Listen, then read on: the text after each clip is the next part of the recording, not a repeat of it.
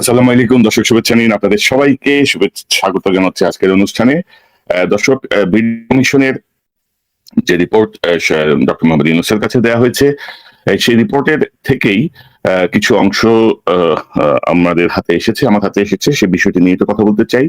অর্থাৎ বিডিআর নিয়ে যেই আব্দুল কাহার আকন্দের যে তদন্ত বা অন্যান্য বিষয় নিয়ে যে তদন্ত, সেই বিষয়গুলো নিয়েই আসলে আজকের এই অনুষ্ঠান, যে অসঙ্গতিগুলো তুলে ধরা হয়েছে, সেই অসঙ্গতি জায়গাগুলো নিয়ে আমরা একটু কথা বলতে চাচ্ছি। এবং দুঃখিত, আমি যদি অফ করে রাখি। তো আমরা যেটা দেখছি যে প্রথমেই আপনাদেরকে আমি একটু দেখাতে চাচ্ছি আজকে যে শিরোনাম, যে ডক্টর আসিফ নজরুল গং স্বাধীন বিডিআর কমিশনের হাত পা বেঁধে দিয়েছিল, এবং এই হাত পা বেঁধে দেওয়ার যে মূল বিষয়টি, সেই বিষয়টি নিয়ে আমরা কথা বলবো, এবং তদন্ত কমিশনের রিপোর্টের তাদের যে অবজারভেশন সেটি তুলে ধরবো। আমি যেটি বলছিলাম যে ধরেন, আমি যদি দেখাই এই প্রজ্ঞাপনটা নিয়ে আমি একটু কথা বলবো, এবং বিডিআর কমিশনের যে রিপোর্ট, সেই রিপোর্টের কিছু স্পেসিফিক তদন্তের বিষয়ে তারা তুলে ধরেছেন, তাদের পর্যবেক্ষণ তুলে ধরেছেন, কিন্তু যে সীমাবদ্ধতা, অর্থাৎ আসিফ নজরুলরা ধরেন এই কমিশনের এই যে গেজেট, এই গেজেটের মাধ্যমে তারা যে কাজটি করেছেন, আপনারা দেখেন 24শে ডিসেম্বর 2024 বিডিআর বিদ্রোহের যে স্বাধীন তদন্ত কমিশন, এটি হচ্ছে তার প্রজ্ঞাপন। এই প্রজ্ঞাপনে তারা বলছেন যে যেহেতু সরকার কমিশন ইনকোয়ারি অ্যাক্ট 1956 এর সেকশন 3 এর প্রদত্ত ক্ষমতা বলে 2009 সালের 25 ও 26 ফেব্রুয়ারি তৎকালীন বিডিআর সদর দপ্তর পিলখানায় বিডিআর বিদ্রোহের নামে সংঘটিত হত্যাযজ্ঞের সহিত জড়িত দেশি বিদেশি ষড়যন্ত্র ও প্রকৃত ঘটনা স্বরূপ উদ্ঘাটন, ঘটনায় রুজুকৃত দুটি মামলায় অভিযুক্ত ব্যক্তিবর্গ ব্যতীত, আপনারা লক্ষ্য করেন হাসিনা সরকার যে দুটি মামলা দিয়েছিল, সেই দুটি মামলায় অভিযুক্ত ব্যক্তিবর্গ ব্যতীত তাদেরকে সেই মামলা এবং বিচার কার্যের যে বিষয়টি, সেটিকে বাদ দিয়ে তারা ঘটনার ষড়যন্ত্রকারী, ঘটনার সহযোগী, ঘটনার আলামত ধ্বংসকারী, ঘটনা সংঘটনকারী এবং ঘটনা সংশ্লিষ্ট অপরাপর বিষয় ও অপরাধীদের চিহ্নিতকরণের লক্ষ্যে নিম্নরূপ একটি জাতীয় তদন্ত কমিশন গঠন করিল। তো এই যে বিষয়টা আপনি যদি দেখেন, যে আমরা যতটুকু এই বিডিআর কমিশনের এই রিপোর্ট সম্পর্কে পেয়েছি, জেনেছি, তাতে এই রিপোর্ট কিন্তু মোটামুটি আমি বলবো যে 65 to 75% আমি সন্তুষ্ট। দীর্ঘদিন যেহেতু এই বিষয়টা নিয়ে কাজ করি, সেই জায়গাটা আমার কাছে মনে হয়েছে যে অসম্ভব ভালো একটি রিপোর্ট হয়েছে। অন্তত ভেতরে যদিও কিছু দুই নম্বরই করার চেষ্টা হয়েছে সদস্যদের মধ্য থেকেই, কিন্তু তারপরে আমি বলবো যে 7 জনের যে কমিটি, তার মধ্যে কয়েকজন সরকারের, কয়েকজন মানে কি বলবো বাহিনীর হয়ে হাসিনার, এরকম তারা কিছু বিভ্রান্তি, কিছু ঝামেলা করার চেষ্টা করেছেন। সেই বিষয়গুলো আমাদের কাছে আছে, হয়তো পর্যায়ক্রমে আমরা নিয়ে আসবো। তো আসিফ নজরুল এই যে দুইটা মামলার যে কার্যক্রমের ব্যাপারে যে বার দিয়ে দিলেন এই স্বাধীন তদন্ত কমিশনকে, তারই একটা রিফ্লেকশন কিন্তু আপনারা পাবেন যে ডিসেম্বর, জানুয়ারি, ফেব্রুয়ারিতে আমাদের সেনা প্রধানের একটি বক্তব্য আমরা যদি শুনি, আপনাদেরকে আগেও শুনেছেন, আমি আপনাদেরকে আবার একটু শোনাতে চাই। যে সমস্ত সদস্য শাস্তি পেয়েছে তারা শাস্তি পাওয়ার যোগ্য। এখানে কোন রাজনৈতিক নেতৃবৃন্দ এর মধ্যে উপস্থিত ছিল কিনা, ইনভলভ ছিল কিনা, বাইরের কোন শক্তি এর মধ্যে ইনভলভ ছিল কিনা, সেটার জন্য কমিশন করা হয়েছে। কমিশনের চেয়ারম্যান এখানে আছেন, উনি এটা বের করবেন এবং আপনাদের জানাবেন। বটম লাইন হচ্ছে যে এই সমস্ত আমাদের এই 24 সেনার সদস্য যারা প্রাণ হারিয়েছেন, তারা প্রাণ হারিয়েছেন তদানীন্তন বিডিআর সদস্যদের গুলিতে। আমরা নিজেরা এই সমস্ত জিনিস নিয়ে অনেক ভিন্ন মত পোষণ করছি, কেউ কেউ এই জিনিসটাকে ভিন্ন খাতে প্রবাহিত করার চেষ্টা করছে, সেটা আমাদের জন্য মঙ্গলজনক হবে না। আজকে যদি আমার যে উপদেশ আমি কিছু দিয়ে যাব, সেটা যদি আপনারা গ্রহণ করেন, আপনারা লাভবান হবেন। জাতিকে লাভবান করার জন্য ওয়াকে সাহেব উপদেশ দিচ্ছেন, এবং অদ্ভুত ব্যাপার হচ্ছে সেই সময়কার 46 ব্রিগেডের একজন গুরুত্বপূর্ণ ভারপ্রাপ্ত দায়িত্ব প্রাপ্ত মেজর ওয়াকার, তিনি বিডিআর এর গেটের সামনেই ছিলেন। তিনি রাজনৈতিক সংশ্লিষ্টতা যদি থেকে থাকে, অনেক কিছুই জানেন না আর কি। যাই হোক, তবে আমি স্বাগত জানাই যে এত বারের পরেও জেনারেল ফজলুর রহমান অত্যন্ত সাহসী ভূমিকায় ছিলেন, এবং ভারতের যে ভূমিকা, রাজনৈতিক নেতৃবৃন্দের যে ভূমিকা, সেই বিষয়গুলো তিনি সুনির্দিষ্টভাবে অনেকটাই তিনি উন্মোচন করেছেন। এবং আমি আপনাদেরকে আজকে যেহেতু আমরা শুধু বিডিআরের বিচারের এই জায়গাটা নিয়ে বলবো, সেখানে আমি আপনাদেরকে বলতে চাচ্ছি, আমি রিপোর্টের কিছু অংশ থেকে আপনাদেরকে পড়ে শোনাতে চাচ্ছি তদন্ত কমিটির রিপোর্টে যেটি আছে। অর্থাৎ দেখেন যে আসিফ নজরুলের এই যে নিষেধাজ্ঞা এবং জেনারেল ওয়াকারের এই পরবর্তী বক্তব্য, এই দুটোর মধ্যে আপনারা যোগসূত্রে যে জায়গাটা সেটা আপনারা বুঝবেন যে কে কার পরামর্শে কি করেছেন, কে কিভাবে কি করেছেন। আসিফ নজরুল নিজে জানেন, মানে একজন বাংলাদেশের সচেতন মানুষ হিসেবে, সুশীল সমাজের ব্যক্তি হিসেবে, লেখক হিসেবে এবং সাবেক সাংবাদিক তার যে পরিচয় সেই হিসেবে তার কাছে কিন্তু সব তথ্য মানে জানার কথা। তারপরেও কিন্তু ধরেন এই বিডিআরের এই যে অফিসারদের হত্যা, যে গণহত্যা চালানো হয়েছে, সেখানে ঢালাও ভাবে 800-850 বিডিআর সদস্যকে গত 16-17 বছর ধরে তাদের জেলখানায় জেল খাটছেন। তো এই বিষয়টা অত্যন্ত উদ্দেশ্যমূলক ভাবে করা হয়েছে। তো আমি যদি রিপোর্টের কয়েকটা অংশ যেগুলো আছে আমার কাছে সেখান থেকে যদি যাই, তাহলে আমি আপনাদেরকে বলবো যে অপারেশন রেবেল হান্ট 25 ও 26 ফেব্রুয়ারি 2009 তারিখ সংগঠিত হত্যাকাণ্ডের পর অসংখ্য বিডিআর জওয়ান অস্ত্র ও গোলাবারুদ সহ পিলখানা থেকে পালিয়ে যায়। 1 মার্চ 2009 তারিখে সেনা প্রধানমন্ত্রী কর্তৃক সেনাকুঞ্জে সেনা অফিসারদের সঙ্গে মত বিনিময়কালে অফিসারদের দাবির প্রেক্ষিতে পলাতক বিডিআর সদস্যদের ধরে আইনের আওতায় আনতে অপারেশন রেবেল হান্ট শুরুর অনুমতি প্রদান করা হয়। এবং ওই দিন থেকেই অপারেশন রেবেল হান্ট শুরু হয় দেশব্যাপী, এবং তদন্ত কার্যক্রমের আওতায় দোষী বিডিআর সদস্যদের শনাক্ত করতে ছবি, ভিডিও ফুটেজ ইত্যাদি দেখে র্যাব কর্তৃপক্ষের অধীনে টিএফআই সেল গঠন করা হয়। এবং 8 এপ্রিল 2009 তারিখে কর্নেল নিয়ামুল ইসলাম ফাতেমি পিলখানায় ঢাকা সেক্টর কমান্ডার হিসেবে যোগদান করেন। তার অধীনে ছিল 4টি ব্যাটালিয়ন, 13, 24, 36 ও 44। অধিনায়কগণ ছিলেন যথাক্রমে লেফটেন্যান্ট কর্নেল তারিক, লেফটেন্যান্ট কর্নেল ফকির মাহবুব, লেফটেন্যান্ট কর্নেল আলিম, লেফটেন্যান্ট কর্নেল আজিজ আহমেদ। তদন্ত চলাকালে লেফটেন্যান্ট কর্নেল আজিজ কর্নেল ফাতেমির অফিসে এসে প্রশ্ন করত, তুমি এত সিরিয়াস কেন, তুমি ঠিকাদারি নিয়েছো নাকি, ইত্যাদি ইত্যাদি। কর্নেল ফাতেমি আব্দুল কাহার আকন্দ, পুলিশের বহুল আলোচিত সাবেক এসপি আব্দুল কাহার কর্নেল আজিজের অফিসে ঘোরাফেরা করতে দেখেন। কর্নেল ফাতেমি বিষয়টি বিডিআর এর ডিজি লেফটেন্যান্ট জেনারেল মইনুলকে জানালেও কোনো কাজ হয়নি, বরং লেফটেন্যান্ট কর্নেল আজিজকে পরবর্তীতে প্রমোশন বোর্ডে পদোন্নতি দিয়ে ঢাকা সেক্টর কমান্ডার করা হয় এবং কর্নেল ফাতেমিকে সিলেট সেক্টরে বদলি করা হয়। 47 নম্বর সাক্ষীর সূত্র থেকে এটি বলা হচ্ছে। পিলখানায় ডাল ভাত কর্মসূচি তদন্ত করার দায়িত্ব ছিল কর্নেল নিয়ামুল ইসলাম ফাতেমির। তিনি বুঝতে পেরেছিলেন যে ডাল ভাতের বিষয়টি প্রকৃতপক্ষে ছিল একটি এজুকেশন টুল মাত্র। সামান্য অস্পষ্টতা ছাড়া বড় কোনো গরমিল তিনি পাননি, এমনকি গরু দুধের মতো সামগ্রী পর্যন্ত মানসম্পন্ন ছিল। 3টি গাড়ি নিলামে বিক্রির বিষয় ছাড়া বড় কোনো দুর্নীতি তিনি পাননি। মোশাররফ হোসেন কাজল নামের আইনজীবীর মাধ্যমে নিরপরাধ জওয়ানদের ফাঁসানো হয়েছে। 800-900 জনকে জেলে দেওয়া হয়েছে, যদিও মূল ক্লিয়ার গ্রুপ ছিল 20 জনের মতো। কর্নেল ফাতেমি কাজলের বিরুদ্ধেও প্রতিবাদ করেছিলেন। জনাব কাজল ডিজির সামনেই কর্নেল ফাতেমির বিরুদ্ধে কথা বলেছে, ডিজি কিছুই বলেনি। কর্নেল ফাতেমি নিজ চোখে দেখেছেন জয়েন্ট ইন্টারোগেশনের নামে আলামত ধ্বংস করা হয়েছে। কর্নেল আজিজ নিজ হাতে ফুটেজ মুছে ফেলেছেন। কর্নেল ফাতেমি প্রায় 7000 ফোন কল রেকর্ড সংগ্রহ করেছিলেন, তার সবই হারিয়ে যায়। আরেকটি চ্যাপ্টার আমি যেতে চাই, এটি হচ্ছে আব্দুল কাহার আকন্দের তদন্ত কার্যক্রম। কেস ডকেট পর্যালোচনা করে অন্যান্য তথ্যের ভিত্তিতে আব্দুল কাহার আকন্দের তদন্তের উপরে নিম্নলিখিত বিষয় স্পষ্টীকরণের জন্য কাহার আকন্দের সঙ্গে ইমেইলে যোগাযোগ করা হয়। কাহার আকন্দ একটি লিখিত বিবৃতি পাঠায়, কিন্তু সুনির্দিষ্ট কোনো প্রশ্নের উত্তর দেয়নি। যে প্রশ্নগুলো করা হয়েছিল তাকে, যে বিষয়গুলো জানা দরকার ছিল, এজাহারে কোর্ট ও ম্যাগাজিন হতে অস্ত্র ও গোলাবারুদ লুণ্ঠনের ঘটনায় কোনো অভিযোগ করা হয়নি। বাসাবাড়ি হতে মালামাল লুণ্ঠনের ঘটনায় সেনা অফিসারগণের অভিযোগ এজাহারের অংশ হিসেবে গণ্য করার জন্য বিজ্ঞ আদালতে প্রেরণ করা হয়। কোর্ট ও ম্যাগাজিন হতে অস্ত্র ও গোলাবারুদ লুণ্ঠনের ঘটনায় কোনো অভিযোগ বিজ্ঞ আদালতে প্রেরণ করার প্রমাণ পাওয়া যায়নি। গোলাবারুদ লুণ্ঠনের ঘটনায় কোনো অভিযোগ বিজ্ঞ আদালতে প্রেরণ করার প্রমাণ পাওয়া যায়নি। তদন্তকারী কর্মকর্তা হিসেবে শারীরিক নির্যাতন ও ধর্ষণের অভিযোগপত্রে উল্লেখ করা হয়নি। লালবাগ থানার মামলা নম্বর 65, 28/2/2009 এবং নিউ মার্কেট থানার মামলা নম্বর 9, 6/4/2009 দুটি মামলা তদন্তকারী কর্মকর্তা কিন্তু উভয় মামলার জন্য একটি কেস ডকেট সংরক্ষণ করা হয়েছে। নিউ মার্কেট থানার মামলার অভিযোগপত্র দাখিলের মাধ্যমে নিউ মার্কেট থানার মামলাটি নিষ্পত্তি করা হয়েছে, কিন্তু লালবাগ থানার মামলাটির নিষ্পত্তি সুস্পষ্ট নয়। প্রসিকিউশন পক্ষের প্রধান কৌশলী জনাব আনিসুল হক বিজ্ঞ আদালতে উপস্থাপন করেন যে বিডিআর আইনের 10A ধারার বিধান লঙ্ঘন করে আসামিগণ জনাব শেখ ফজলুল তাপস এমপি, জনাব শেখ সেলিম এমপি, স্বরাষ্ট্রমন্ত্রী অ্যাডভোকেট সাহারা খাতুন এমপির সাথে দাবি দাওয়া আদায়ের জন্য বিভিন্ন সময় দেখা ও যোগাযোগ করে, যা ষড়যন্ত্রের অংশ।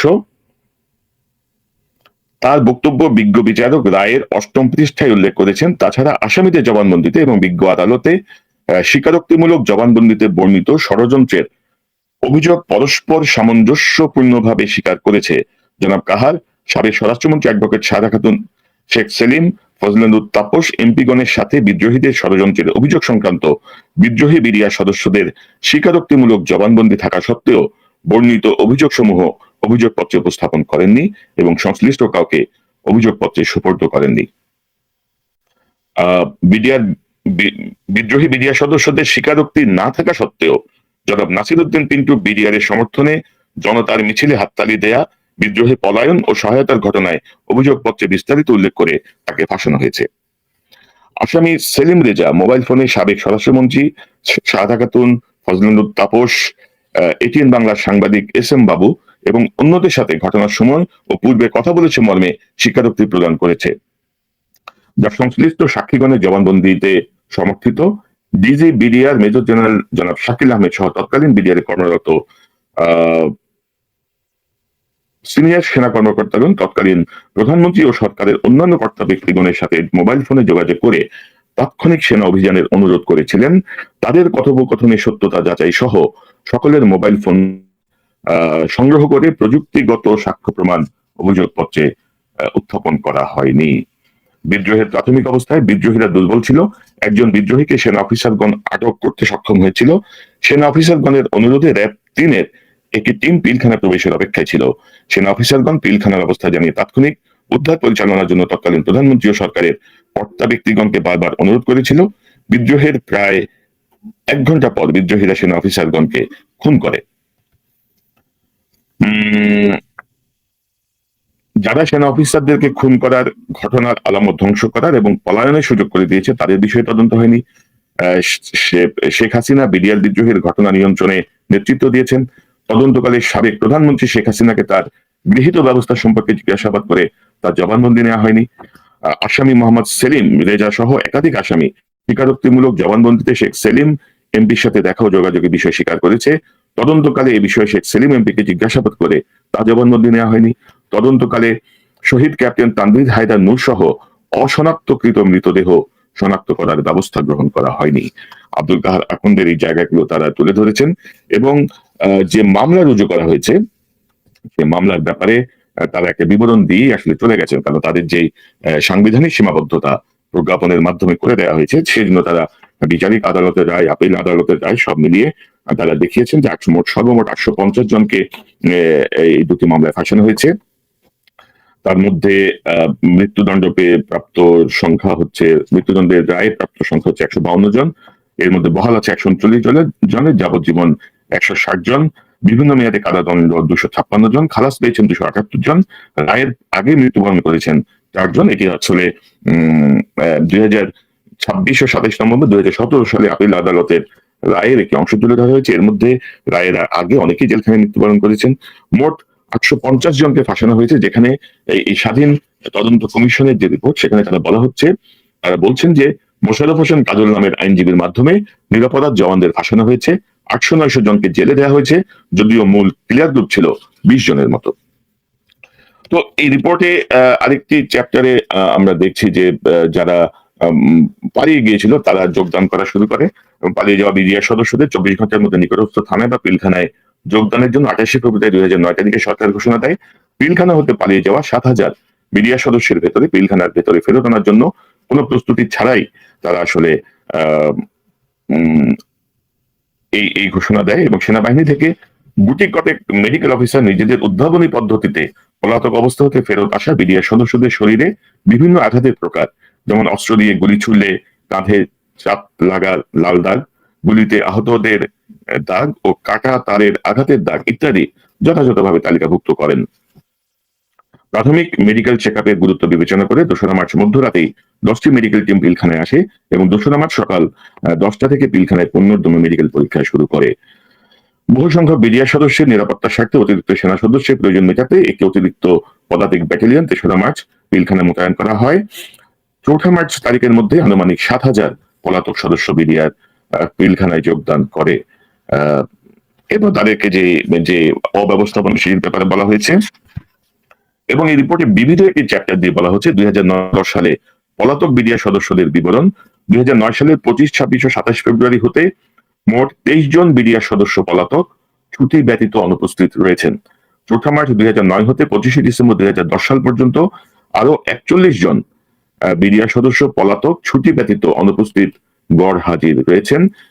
এটি 23 ফেব্রুয়ারি 2025 তারিখের প্রশাসন শাখা বর্ডার বাংলাদেশ থেকে পাঠানো যে রিপোর্ট কমিশনের তার ভিত্তিতে বলা হয়েছে, অর্থাৎ মোট 23 জন এবং পরবর্তীতে আরো 41 জন তারা পলাতক। 2009 মার্চ থেকে জুলাই পর্যন্ত 9 মার্চ 2009 থেকে 23 জুলাই 2009 পর্যন্ত মোট 34 জন বিডিআর সদস্য বিডিআর এ চাকরিরত বেসামরিক সদস্য মৃত্যুবরণ করেন। এর মধ্যে 10 জনের মৃত্যুর স্থান এবং 10 জনের মৃত্যুর কারণ বিডিআর এর নথিপত্রে উল্লেখ নেই। যে 24 জনের মৃত্যুর কারণ উল্লেখ আছে তাদের মৃত্যু স্থান উল্লেখ আছে। সেই 24 জনের মধ্যে 10 জন ঢাকার বাইরে নিজ বাড়ি সহ বিভিন্ন স্থানে মৃত্যুবরণ করেছেন। এখানে বিবিধ আরেকটি পয়েন্টে বলা হচ্ছে, মেজর একরামুল হক খান 2010 সালে একটি তথ্য পান যে বিডিআর হত্যার সময় লাশ বিকৃতকরণের জন্য অভিযুক্ত একজন প্রাক্তন ল্যান্স নায়ক রবিউল, যিনি বিডিআর হাসপাতালে নার্সিং অ্যাসিস্ট্যান্ট হিসেবে কর্মরত ছিলেন, তিনি পলাতক অবস্থায় গোপালগঞ্জের একটি ক্লিনিকে ছদ্মনামে মেডিকেল রিপ্রেজেন্টেটিভ হিসেবে কাজ চাকরি করছেন। তিনি তার চ্যানেল ব্যবহার করে লোক পাঠান এবং তারা নিশ্চিত করে যে ছদ্মনামে রবিউল সত্যি সেখানে কাজ করছে। তার হাতে সরাসরি গ্রেপ্তারের ক্ষমতা না থাকায় তিনি র্যাবের সাথে যোগাযোগ করেন। তখন র্যাবের ডিরেক্টর ইন্টেলিজেন্স ছিলেন লেফটেন্যান্ট কর্নেল জিয়াউল আহসান, বর্তমানে বরখাস্তকৃত মেজর জেনারেল। মেজর একরাম তাকে জানালে তিনি সম্মতি দেন, কিন্তু হঠাৎ একদিন দুপুরে একটি সাদা মাইক্রোবাস থেকে কিছু লোক এসে রবিউলকে তুলে নিয়ে যায়। 2010 সালের নভেম্বর ডিসেম্বর মাসের ঘটনা। এ নিয়ে পরে লেফটেন্যান্ট কর্নেল জিয়াউল আহসানকে ফোন করলে তিনি মেজর একরামকে বলেন, ওকে খুঁজতেছেন কেন? খুঁজবেন না, ও সুন্দরবনে মাছের পেটে আছে। মেজর একরাম প্রশ্ন করলে লেফটেন্যান্ট কর্নেল জিয়া বলেন, স্যার ওরে টুকরা টুকরা করে ফেলে দেওয়া হয়েছে। আরো বলেন, লেফটেন্যান্ট কর্নেল জিয়া নাম্বার 1 এর আদেশে এই কাজ করেছেন। মেজর একরাম জানতে চাইলে নাম্বার 1 বলতে লেফটেন্যান্ট কর্নেল জিয়া জেনারেল তারেককে বোঝান এবং উল্লেখ করেন যে জেনারেল তারেক এটি প্রধানমন্ত্রীর আদেশেই বলেছেন। কদিন পরে সংবাদপত্রে লেফটেন্যান্ট কর্নেল একরাম দেখেন সুন্দরবনের শরণখোলা নদীতে একটি অজ্ঞাত লাশ ভেসে উঠেছে। অর্থাৎ দর্শক আপনারা বুঝতে পারছেন যে এবং এই তদন্ত কমিশনের যে রিপোর্ট, সেই রিপোর্টে বিভিন্ন পর্যায়ের কর্মকর্তা যারা বিডিআর মানে ইউনিফর্ম পরা মানে সেনাবাহিনীর সদস্য, রাজনীতিবিদ, তারা কিভাবে এই বিডিআর হত্যাকাণ্ডের পরে বিভিন্ন সুযোগ সুবিধা পেয়েছেন, বিভিন্ন প্রমোশন পেয়েছেন, সে বিষয়গুলো তারা উল্লেখ করেছেন। এবং এই রিপোর্টের যতটুকু এ পর্যন্ত খন্ড খন্ড ভাবে আমি দেখেছি, তাতে বেশ কিছু নাম কিন্তু অভিযুক্তদের তালিকায় নেই। বেশ কিছু নাম, আরো বেশ কিছু নাম আসা উচিত ছিল এই বিডিআর এর অভিযুক্তদের তালিকায়। সে বিষয়টি নিয়ে আমরা পরবর্তী সময়ে কাজ করব, পরবর্তী সময়ে আরো কিছু তথ্য তুলে ধরবো। তবে এই যে সীমাবদ্ধ করে দেয়া বিডিআর এর কমিশনের কার্যক্রমকে সীমাবদ্ধ করে দেওয়ার কারণে অনেক তথ্য আসলে সুস্পষ্টভাবে আসেনি। এবং আজকে একটি ভালো খবর আমি আপনাদেরকে দিতে চাই যে বিডিআর কমিশনের স্বাধীন কমিশনের যে মেয়াদ সেটি বৃদ্ধি করা হয়েছে 3রা ডিসেম্বর, অর্থাৎ আজকে একটি প্রজ্ঞাপনের মাধ্যমে আগামী 7 ডিসেম্বর পর্যন্ত বৃদ্ধি করার সিদ্ধান্ত নেওয়া হয়েছে, যেটি 1 ডিসেম্বর থেকে কার্যকর হবে। কারণ 30 নভেম্বর পর্যন্ত তাদের যে সময়সীমা ছিল, 30 নভেম্বরে তারা সেই রিপোর্টটি দিয়েছেন। তবে আমি বলবো যে এই কমিশনের মেয়াদ আরো বাড়ানো হোক, এই কমিশনকে আরো শক্তিশালী করা হোক। এই কমিশন এই পর্যন্ত যেই মামলাগুলো, যে 2টি মামলা, সেই 2টি মামলা যে জাজমেন্ট, সেই জাজমেন্ট তারা পর্যালোচনা করুন, তথ্য প্রমাণ এগুলো সব পর্যালোচনা করুন। ঢালাও ভাবে যেই শাস্তি দেওয়া হয়েছে, ঢালাও ভাবে ধরেন খুনের মামলায় যারা খালাস পেয়ে গেছেন তাদের অনেকেই এখনো বিস্ফোরক মামলা আটক হয়ে আছেন ধরেন গত 8-10 বছর ধরে। তো সেই জায়গাগুলো ক্ষমতা দেওয়া হোক বিডিআর কমিশনকে, যেন নিরীহ নিরপরাধ বিডিআর সদস্যরা যেন কারাগার থেকে বের হয়ে আসতে পারেন, এবং সেই রিভিউ করার পর্যায়ে আমি তো বলবো যে 17 বছর ধরে যারা জেলে আছেন তাদেরকে জামিন দেওয়া হোক, তাদেরকে বের করে কন্ডিশনালি বের করা হোক, কমিশন তদন্ত করুক, এর মধ্যে যদি কারো বিরুদ্ধে সুনির্দিষ্ট অভিযোগ থাকে তাদেরকে প্রয়োজনে আবারও বিচারের সম্মুখীন করা যাবে। কারণ এটা কখনো হতে পারে না আর কি, যেখানে সর্বোচ্চ সাজা 7 বছর 10 বছর, সেখানে তারা 16-17 বছর ধরে কারাগারের অন্ধকার প্রকোষ্ঠে আছেন। এবং অনেক মানবিক অনেক বিষয় আপনারা দেখেছেন যে ছুটিতে ছিল, জয়েন করে সে জেলে ঢুকে গেছে, 16 বছর দেখা নাই, মানে নববিবাহিত স্ত্রীকে রেখে জেলে ঢুকে গেছেন 16-17 বছর ধরে, কারোর সঙ্গে কোনো যোগাযোগ নেই। আর তাদের পরিবারের যে অবর্ণনীয় অবস্থা, সেই জায়গাগুলো আসলে আমাদের সবাইকে বিবেচনা করতে হবে। বিডিআরের সদস্যকে আমরা নির্দোষ বলছি না, অভিযুক্ত অবশ্যই আছেন, এবং কমিশনের যে রিপোর্ট, সেই রিপোর্টে একেবারেই সুস্পষ্ট কিলার গ্রুপ বাইরে থেকে ঢুকেছিল, এবং কিলার গ্রুপের লম্বা লম্বা চুল, অর্থাৎ বিডিআর সপ্তাহের আগে বিডিআর এর যত জওয়ান যারা যেসব পুরো বাংলাদেশের যেখান থেকে আসুন, প্রত্যেকের বিডিআর সপ্তাহের 2-3 দিন আগেই প্রত্যেকের মাথার চুল যে স্ট্যান্ডার্ড অনুযায়ী কাটা আছে কিনা সেটি সব চেক ব্যাক করা হয়েছিল। কিন্তু বিদ্রোহের নামে যে গণহত্যা চালানো হয় সেখানে তারা স্পষ্টভাবে দেখেন যে লম্বা লম্বা চুলের কিছু মানুষ বিডিআর এর ইউনিফর্ম পরা, এবং তারা হিন্দিতে কথা বলছেন, কেউ ইংরেজিতেও কেউ কেউ কথা বলেছেন হিন্দিকে আড়াল করার জন্য, এবং পশ্চিমবঙ্গের বাংলার উচ্চারণের তারা এরকম একটা গ্রুপ সেখানে হত্যাকাণ্ডের সঙ্গে যুক্ত ছিল।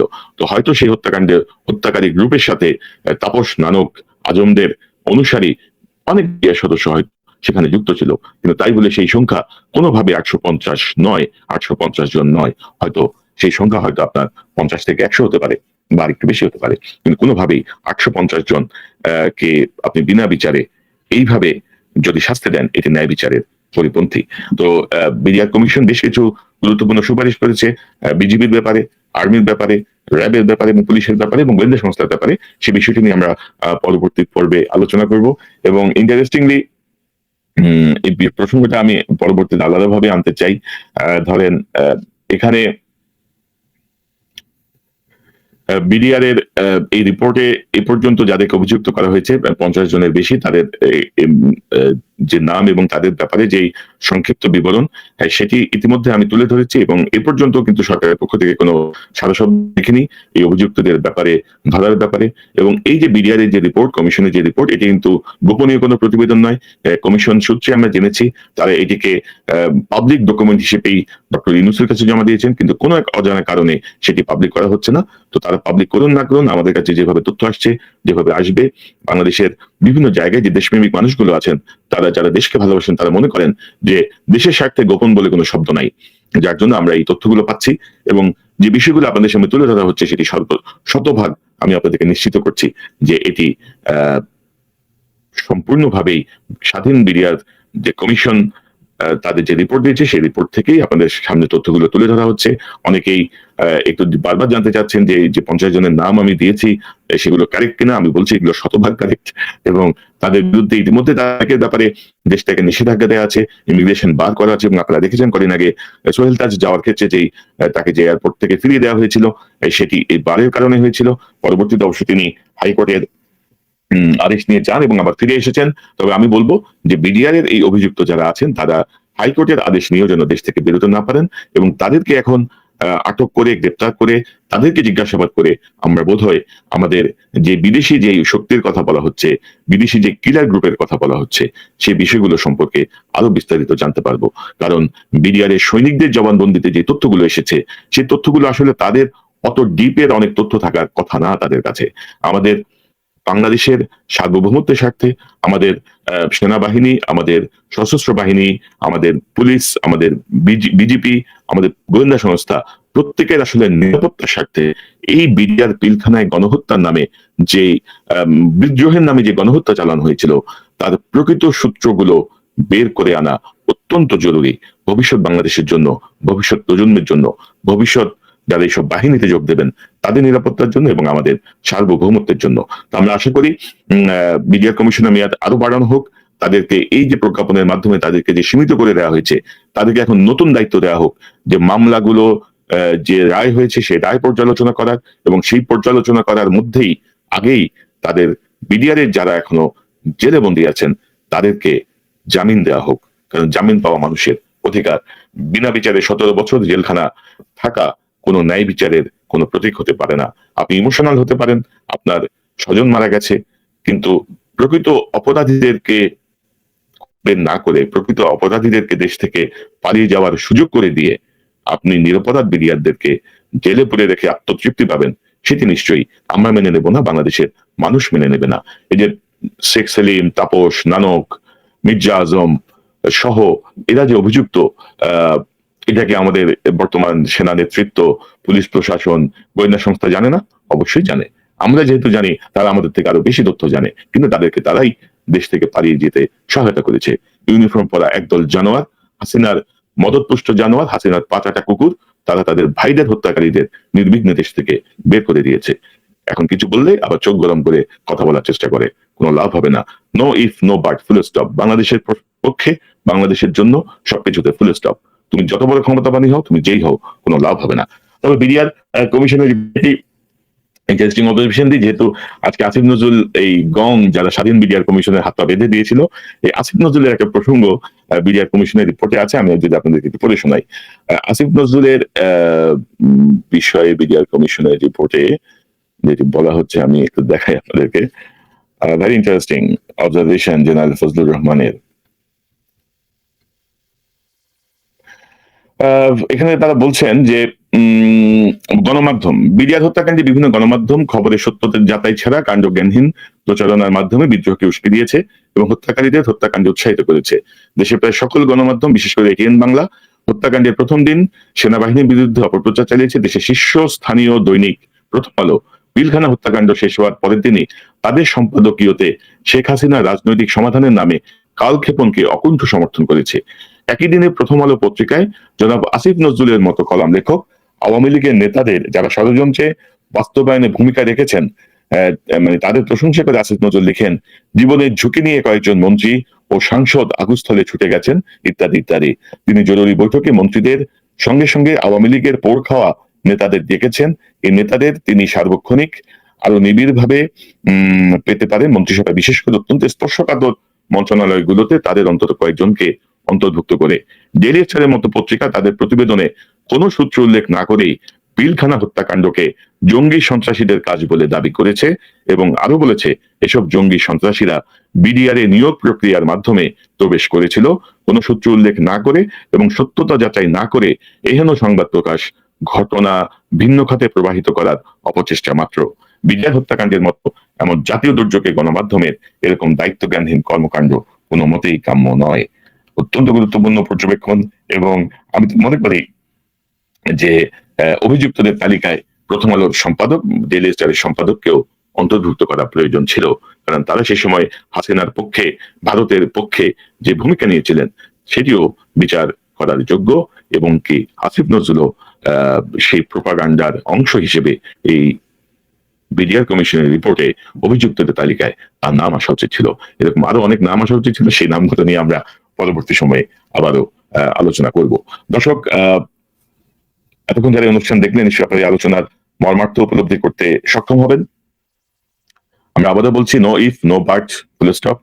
ন্যায় বিচার আমরা চাই, ন্যায় বিচার হতেই হবে। নিরীহদের উপরে ছড়ি ঘুরিয়ে, নিরীহদেরকে ফাঁসিয়ে দিয়ে, অপরাধীদেরকে জামাই আদরে দেশ থেকে বের করে দিয়ে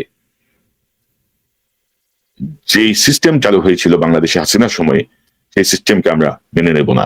এবং আপনাদেরকে বলি, আপনারা আমার চ্যানেলে দেখতে পাবেন, আব্দুল কাহার আকন্দ যেদিন দেশ ত্যাগ করছে সেদিন এয়ারপোর্টের একটি বিশেষ টেলিফোন কলে আমি নিজে এয়ারপোর্টে কথা বলেছিলাম যে আব্দুল কাহার আকন্দ দেশ থেকে পালিয়ে যাচ্ছে, দয়া করে তাকে ঠেকান।